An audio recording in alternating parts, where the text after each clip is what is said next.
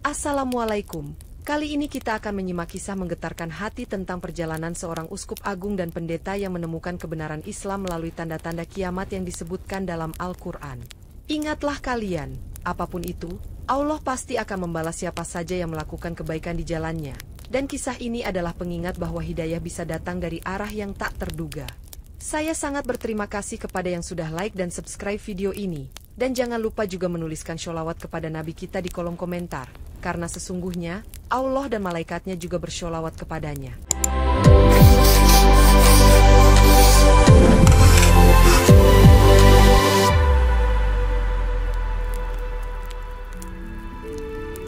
Pastor Michael, seorang pemimpin jemaat muda di kota kecil Montana, memulai harinya dengan doa di kapel kecil gereja yang dihias dengan sederhana, tetapi selalu dipenuhi oleh jemaat yang setia.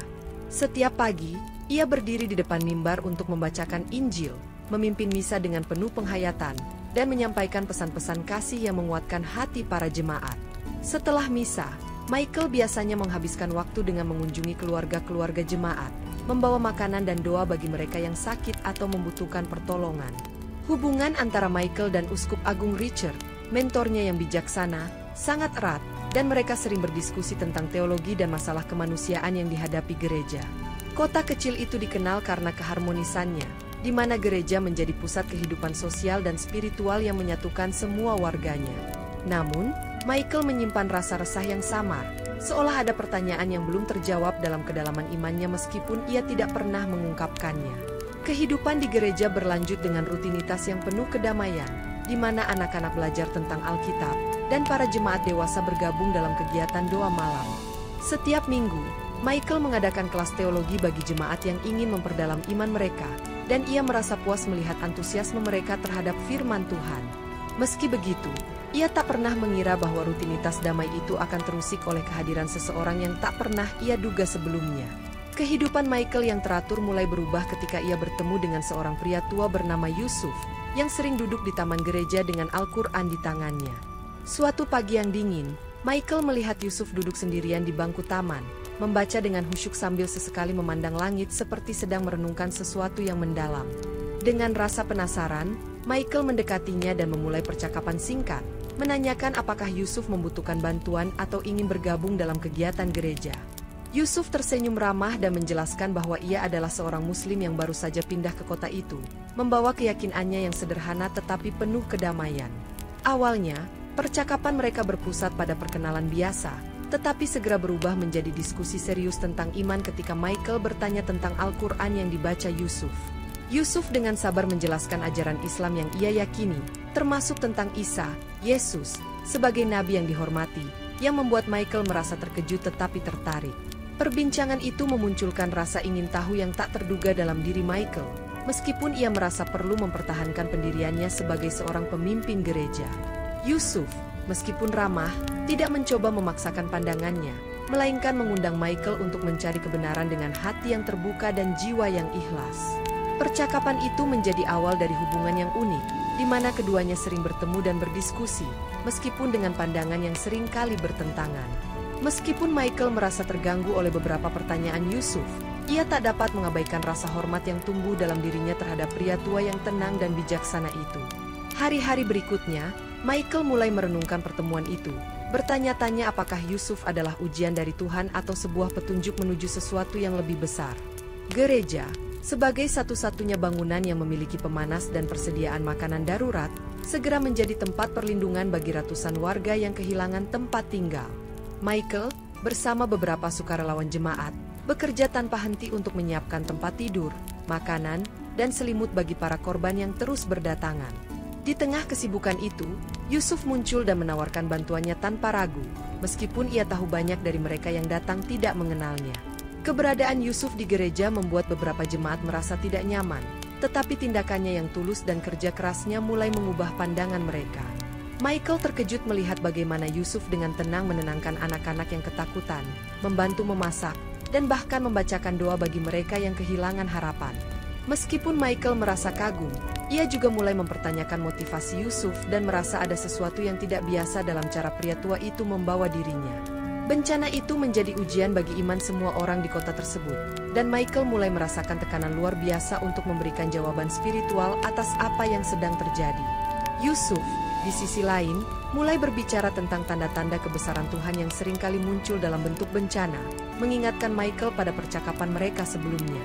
Di malam yang sunyi setelah semua orang tertidur, Michael mengambil Al-Quran yang diberikan Yusuf sebagai bahan bacaan, meskipun ia masih ragu untuk membacanya dengan sungguh-sungguh. Uskup Agung Richard terbangun dengan napas tersengal-sengal setelah mengalami mimpi yang begitu nyata, di mana ia melihat air bah besar melanda kampung halamannya di Italia, menghancurkan desa-desa dan menenggelamkan segalanya. Dalam mimpinya, ia melihat orang-orang berlarian dalam ketakutan, rumah-rumah runtuh, dan pohon-pohon besar tersapu oleh gelombang air yang datang dari arah pegunungan. Wajah-wajah orang yang dikenalnya di kampung halaman muncul dengan tatapan putus asa, meminta tolong padanya, tetapi ia hanya bisa berdiri tak berdaya di tengah-tengah air bah tersebut. Pagi itu, Richard merenungkan mimpinya sambil duduk di kapel kecil, bertanya-tanya apakah itu hanya bunga tidur atau peringatan dari Tuhan tentang sesuatu yang akan datang. Didorong oleh kecemasan yang tak biasa, ia memutuskan untuk berkonsultasi dengan teks-teks kuno di perpustakaan gereja, berharap menemukan petunjuk atau nubuat terkait air bah atau bencana serupa. Di ruang arsip yang sunyi, ia membuka naskah-naskah tua yang membahas nubuatan kiamat, mencoba menemukan kaitan antara mimpinya dengan peristiwa-peristiwa yang disebutkan dalam Injil dan kitab-kitab kuno lainnya. Salah satu naskah kuno yang ia temukan menggambarkan tanda-tanda kiamat, seperti gempa bumi besar, badai yang tak terkendali, dan air bah yang menghapus peradaban, membuat hatinya semakin gelisah. Semakin ia membaca, semakin ia merasa bahwa tanda-tanda tersebut seolah-olah sedang terjadi di dunia nyata, mirip dengan bencana yang ia saksikan di televisi akhir-akhir ini. Keraguan mulai tumbuh di hatinya, dan ia bertanya-tanya apakah ada nubuat yang belum ia pahami atau ada sesuatu yang luput dari pengamatannya selama bertahun-tahun menjadi seorang uskup. Malam itu, ia berdoa dengan lebih khusyuk dari biasanya, meminta Tuhan memberikan petunjuk atas mimpinya dan tanda-tanda aneh yang mulai ia rasakan, sambil berharap bahwa semua itu hanyalah kekhawatiran belaka. Di tengah badai salju yang semakin parah, seorang anak kecil hampir terjebak di tumpukan salju yang longsor dari atap sebuah rumah tua, menjerit minta tolong di tengah hembusan angin dingin. Yusuf, yang kebetulan melintas di jalan itu, segera berlari menerobos tumpukan salju, menarik anak itu keluar dengan tangan kosong, meskipun tangannya membeku dan tubuhnya gemetar kedinginan. Penduduk setempat berkumpul menyaksikan aksinya, terkejut dan terharu melihat keberanian Yusuf, yang tidak memikirkan keselamatan dirinya sendiri demi menyelamatkan anak itu. Michael, yang kebetulan melihat kejadian itu dari jendela gereja, langsung bergegas keluar dan membantu Yusuf membawa anak tersebut ke dalam gereja agar bisa mendapatkan kehangatan dan perawatan. Setelah keadaan mulai tenang, Michael memutuskan untuk mengundang Yusuf duduk di ruang pertemuan gereja untuk mengucapkan terima kasih secara pribadi atas keberaniannya yang luar biasa. Saat mereka berbicara, Michael bertanya mengapa Yusuf mau mengambil risiko sebesar itu, dan Yusuf hanya menjawab dengan tenang, "Tuhan menyuruh kita menyelamatkan kehidupan, tak peduli siapapun mereka." Perkataan itu membuat Michael tertegun, karena ia merasa ada sesuatu yang dalam di balik jawaban sederhana Yusuf, sesuatu yang mengingatkannya pada ajaran Yesus. Saat Michael berbagi cerita tentang badai salju dan bencana yang menimpa kota itu, Yusuf tiba-tiba bertanya, "Apakah tanda-tanda ini tidak pernah disebutkan dalam kitab suci Anda?" Pertanyaan itu menggema di pikiran Michael, membuatnya terdiam sesaat, karena ia menyadari bahwa ia belum pernah memikirkannya dengan cara itu sebelumnya. Yusuf mengakhiri percakapan itu dengan senyum tenang, meninggalkan Michael dalam kebingungan, tetapi juga dalam rasa ingin tahu yang mulai tumbuh di hatinya, seolah-olah ada sesuatu yang ia lewatkan selama ini. Malam itu, Michael memutuskan untuk membuka Alkitab dan membacanya dengan sudut pandang baru, mencari ayat-ayat yang berbicara tentang tanda-tanda akhir zaman dan bencana yang pernah disebutkan. Ia menemukan beberapa ayat yang berbicara tentang gempa bumi, badai, dan air yang melanda bangsa-bangsa, yang tiba-tiba terasa lebih relevan dari sebelumnya, seolah-olah semuanya sedang terjadi di hadapannya. Dalam benaknya, ia teringat kembali percakapan dengan Yusuf tentang tanda-tanda kiamat dan mulai merasa bahwa mungkin ada kaitan yang lebih besar dari yang ia pahami selama ini. Penasaran, ia mendatangi Yusuf keesokan harinya dan menceritakan temuannya, berharap Yusuf akan memberinya perspektif tambahan, meskipun ia enggan mengakui bahwa ia membutuhkan pandangan Yusuf. Yusuf mendengarkannya dengan penuh perhatian, lalu dengan tenang berkata, "Jika kamu menemukan tanda-tanda itu dalam Alkitab, mengapa tidak mencoba melihat tanda-tanda itu dalam kitab yang lain?" Mendengar itu, Michael terdiam, merasa tersinggung sekaligus penasaran, dan sebelum ia sempat menjawab, Yusuf memberinya sebuah Al-Quran kecil yang dilapisi sampul kulit coklat tua. Yusuf tidak memaksa atau memintanya membaca, tetapi hanya berkata, "Jika hatimu terbuka, kebenaran akan datang dengan sendirinya, jangan takut bertanya." Pada awalnya, Michael enggan menerima kitab itu, menganggapnya sebagai sesuatu yang bertentangan dengan keyakinannya, tetapi rasa ingin tahu mulai mengusik pikirannya. Ia membawa Al-Quran itu ke kamarnya tanpa berniat membacanya, tetapi setelah beberapa jam terjaga di malam itu, ia akhirnya membukanya dengan hati-hati, hanya ingin melihat isinya. Saat membaca terjemahan beberapa ayat pertama, ia merasa seolah-olah sedang membaca sesuatu yang tidak asing, seakan-akan pesan-pesan itu berhubungan dengan ajaran yang sudah ia kenal selama ini, membuatnya ingin membaca lebih dalam lagi. Uskup Agung Richard memutuskan untuk melakukan perjalanan ke kampung halamannya di Italia setelah mimpi buruknya terus menghantuinya selama beberapa malam berturut-turut. Ketika ia tiba di desa kelahirannya, pemandangan yang ia lihat membuat tubuhnya gemetar, karena desa itu hancur akibat gempa besar yang baru saja terjadi. Rumah-rumah yang dulu berdiri kokoh kini menjadi puing-puing, jalan-jalan retak, dan para penduduk berkumpul di lapangan terbuka dengan wajah dipenuhi kesedihan dan keputusasaan. Richard segera menemui penduduk setempat, mencoba memberikan penghiburan kepada mereka, tetapi dalam hatinya ia merasa terguncang karena pemandangan ini mengingatkannya pada mimpi air bah yang menghancurkan segalanya. Saat ia berjalan di sekitar desa, seorang pria tua yang selamat dari gempa menghampirinya dan berbicara dengan nada penuh ketakutan tentang tanda-tanda kiamat yang ia yakini sedang terjadi. Pria tua itu menyebutkan bahwa sebelum gempa, ia mendengar suara gemuruh dari bumi, angin yang berhembus kencang, dan cahaya merah di langit, yang semuanya mirip dengan tanda-tanda yang pernah ia baca dalam kitab suci. Uskup Agung Richard tertegun saat mendengar deskripsi tersebut, karena semua tanda-tanda itu mirip dengan naskah kuno yang ia pelajari di perpustakaan gereja sebelumnya. Perasaan aneh mulai merasuki hatinya, seolah-olah Tuhan sedang mencoba mengingatkannya pada sesuatu yang lebih besar dari sekadar bencana alam. Malam itu, saat ia duduk di tepi reruntuhan gereja tua, ia termenung sendirian, mengingat mimpinya, naskah kuno, dan kata-kata pria tua itu. Semuanya terhubung seperti potongan puzzle yang perlahan mulai membentuk gambar. Dengan hati yang berat, ia memutuskan untuk kembali ke Amerika. Tetapi kali ini ia membawa lebih banyak keraguan dalam hatinya daripada saat ia pergi. Merasa bahwa ada sesuatu yang lebih besar dari sekadar bencana alam yang harus ia pahami. Di kamar kecilnya, Michael duduk dengan Al-Quran di tangannya, membaca dengan hati-hati dan perlahan, meskipun di awal ia hanya berniat melihat isinya sekilas. Pada awalnya, ia merasa asing dengan bahasanya, tetapi ketika ia mencapai bagian tentang tanda-tanda kiamat, hatinya mulai berdebar kencang, seolah-olah ia menemukan sesuatu yang sudah lama ia cari. Ayat-ayat itu berbicara tentang gempa bumi besar, langit yang terbelah, laut yang meluap, dan manusia yang berlarian seperti laron yang berterbangan. Semua itu mengingatkannya pada bencana yang baru-baru ini melanda kotanya.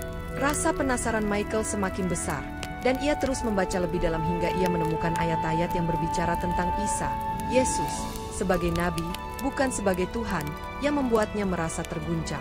Ia merasa seperti dua dunia bertabrakan di dalam pikirannya, karena apa yang selama ini ia yakini tampak bertentangan dengan apa yang ia temukan dalam kitab yang sedang ia baca.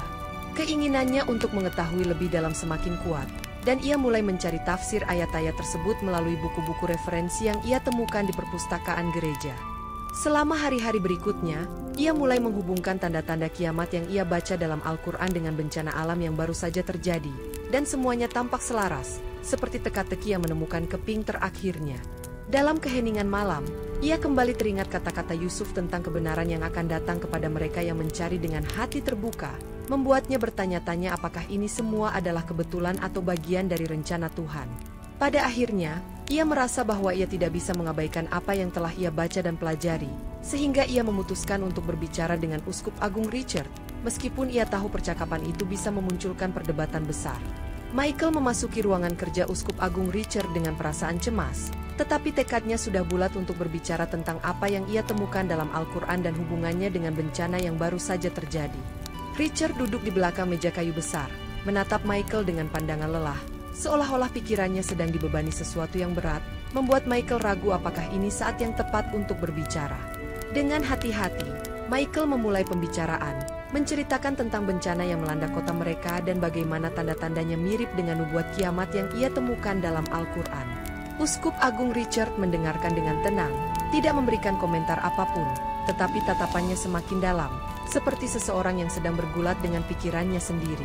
Michael kemudian menyebutkan bahwa ia telah membaca ayat-ayat tentang Isa, Yesus, dalam Al-Quran, dan pandangan itu berbeda dari yang mereka pelajari selama ini, yang membuatnya bertanya-tanya tentang kebenaran yang sesungguhnya.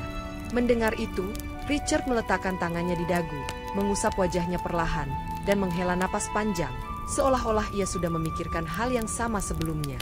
"Kau tahu, Michael," katanya akhirnya, "selama di Italia, aku bertemu seorang pria tua yang berbicara tentang tanda-tanda kiamat, dan apa yang dia sebutkan mirip dengan apa yang ada di kitab itu." Perkataan Richard membuat Michael terkejut, karena ia tidak menyangka bahwa pemimpinnya juga mengalami keraguan yang sama, meskipun Richard masih berusaha menyembunyikannya. Hening sejenak, dan Michael merasa bahwa ada dinding tak kasat mata di antara mereka, dinding yang terbentuk dari keraguan dan ketidakpastian yang sama-sama mereka rasakan. "Mungkin," kata Richard dengan suara pelan, "ada sesuatu yang belum kita pahami, sesuatu yang lebih besar dari sekadar bencana alam atau nubuat lama. Aku sendiri belum menemukan jawabannya." Setelah badai dan bencana yang melanda kota, para penduduk mulai merasakan kegelisahan yang tak biasa, dan banyak dari mereka mulai mencari jawaban spiritual di gereja, berharap menemukan penghiburan dan makna dari semua yang terjadi. Setiap misa dipenuhi oleh jemaat yang bertanya kepada Pastor Michael tentang apakah bencana ini adalah tanda-tanda akhir zaman, tetapi jawaban yang ia berikan terasa kurang memuaskan bagi mereka. Sementara itu, Yusuf mulai mengadakan pertemuan kecil di rumah-rumah penduduk yang tertarik mendengar pandangan Islam tentang tanda-tanda kiamat, dan tanpa disadari, jumlah pengikutnya semakin bertambah. Beberapa jemaat gereja mulai menghadiri pertemuan Yusuf, merasa bahwa penjelasannya lebih masuk akal dan logis dibandingkan dengan apa yang mereka dengar selama misa gereja. Kabar tentang pertemuan tersebut menyebar dengan cepat, menciptakan perpecahan di antara jemaat gereja. Sebagian merasa terganggu dengan kehadiran komunitas Muslim yang semakin besar di tengah-tengah mereka. Pastor Michael, yang sudah membaca Al-Quran dan menemukan kesamaan dalam tanda-tanda kiamat, merasa terjepit di antara kedua kelompok, karena ia tahu bahwa kebenaran tidak sepenuhnya ada di satu sisi. Beberapa tokoh gereja mulai mencurigai Michael dan Yusuf bekerja sama untuk mengalihkan jemaat dari gereja, sementara beberapa jemaat mulai bertanya-tanya apakah mereka juga harus menghadiri pertemuan Yusuf. Michael merasa bahwa ia perlu berbicara dengan Uskup Agung Richard tentang situasi ini, tetapi ia takut bahwa niatnya akan disalahpahami, terutama karena ia sendiri masih bergulat dengan keraguan imannya. Tekanan dari para pemuka gereja mulai meningkat, dan dalam sebuah pertemuan tertutup, salah satu pemimpin gereja memperingatkan Michael agar tidak bermain-main dengan api atau mempertanyakan doktrin yang telah ditetapkan selama berabad-abad. Namun, jauh di dalam hatinya, Michael merasa bahwa kebenaran tidak dapat disembunyikan selamanya, dan ia mulai memahami bahwa mungkin Yusuf dan ajaran yang ia bawa memiliki jawaban atas pertanyaan yang telah lama mengganggunya. Di Vatikan, Uskup Agung Richard mendapat kesempatan langka untuk mengakses perpustakaan rahasia yang hanya diperuntukkan bagi pemuka gereja tertinggi, sebuah tempat yang penuh dengan naskah-naskah kuno dari berbagai era.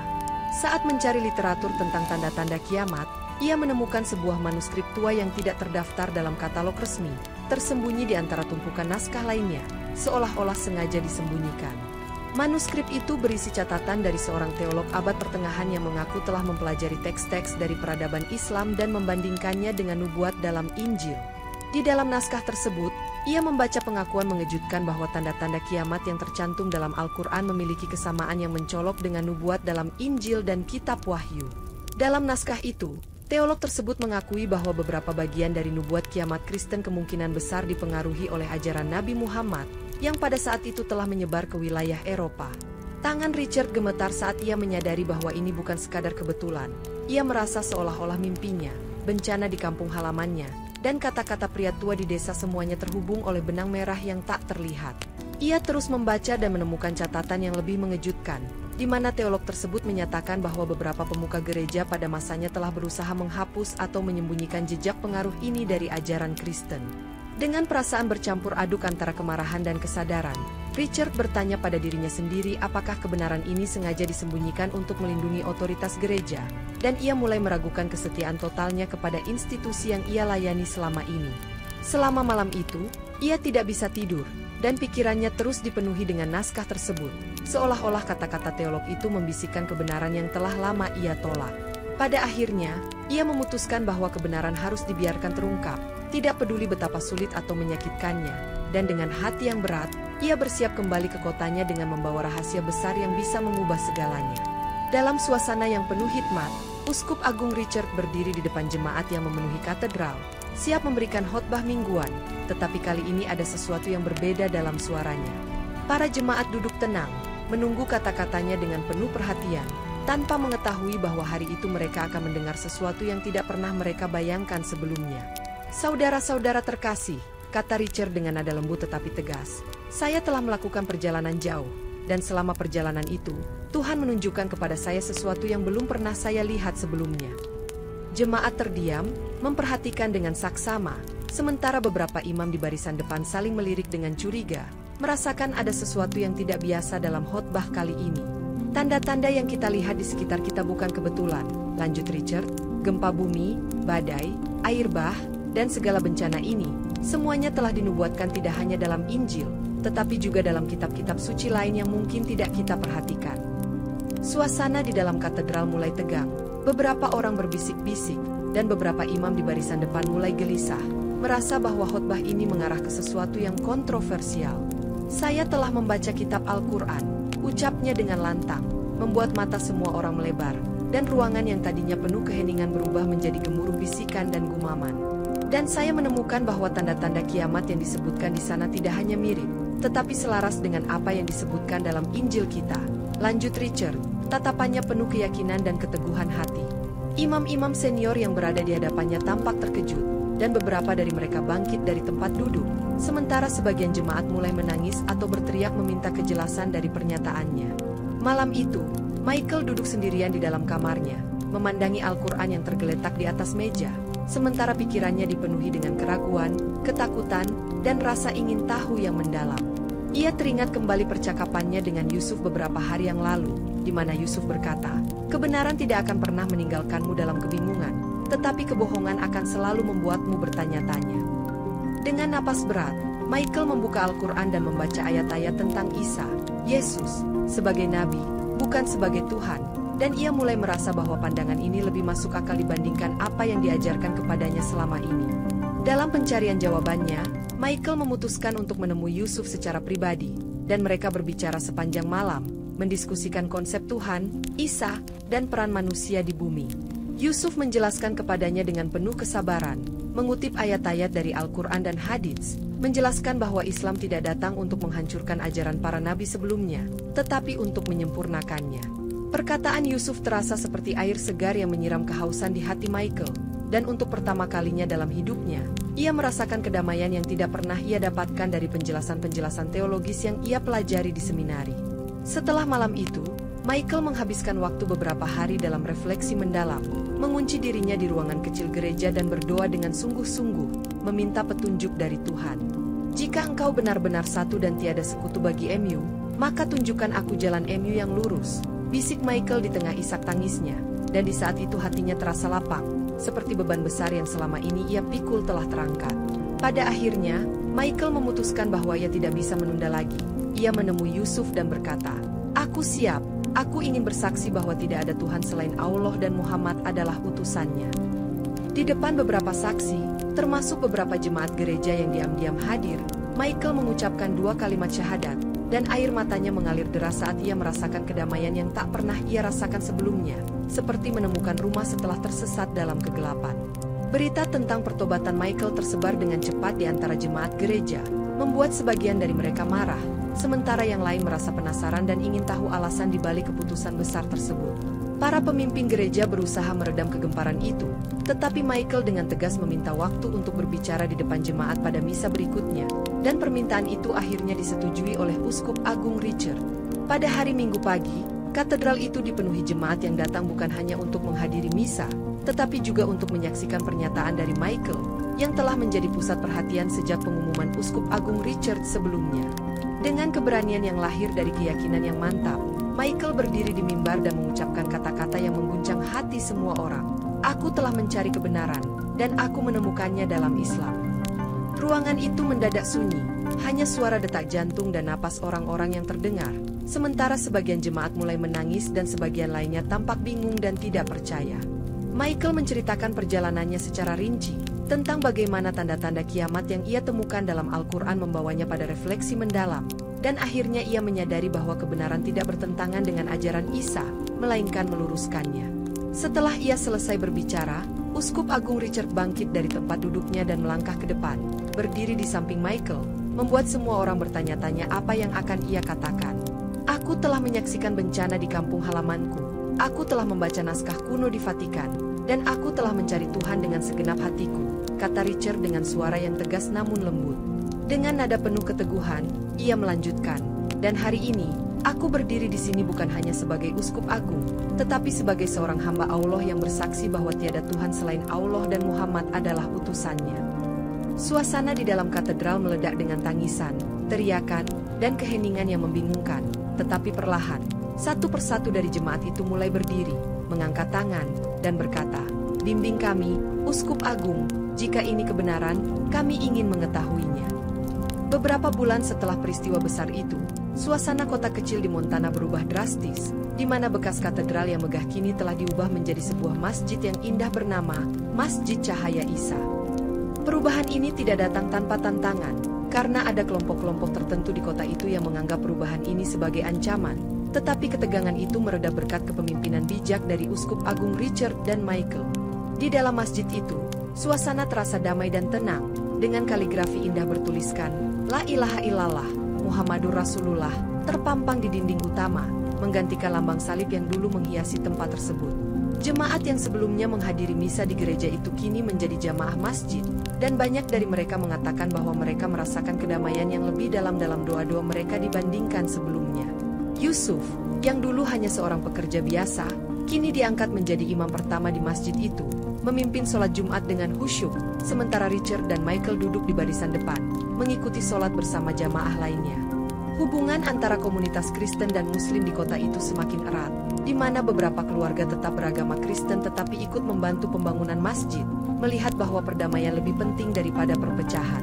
Michael, yang dulu seorang pendeta, kini menjadi salah satu pemimpin komunitas Muslim di kota itu, memberikan ceramah dan berbagi pengalamannya kepada para mualaf baru yang ingin mengetahui lebih banyak tentang Islam. "Kita tidak meninggalkan Isa," kata Michael dalam salah satu ceramahnya. "Kita hanya mengenal Isa dengan cara yang lebih jelas, sebagai hamba Allah, bukan Tuhan, dan itu membuat kita lebih mencintainya." Kota kecil di Montana yang dulu terpecah oleh perbedaan agama, kini menjadi simbol persatuan dan toleransi, di mana orang-orang dari latar belakang yang berbeda bisa hidup berdampingan dengan saling menghormati. Pada hari Jumat yang cerah, ketika azan berkumandang dari dalam Masjid Cahaya Isa, Uskup Agung Richard yang kini telah menjadi Imam Richard, berdiri di depan jamaah yang terdiri dari ratusan orang, siap memberikan khutbahnya yang pertama.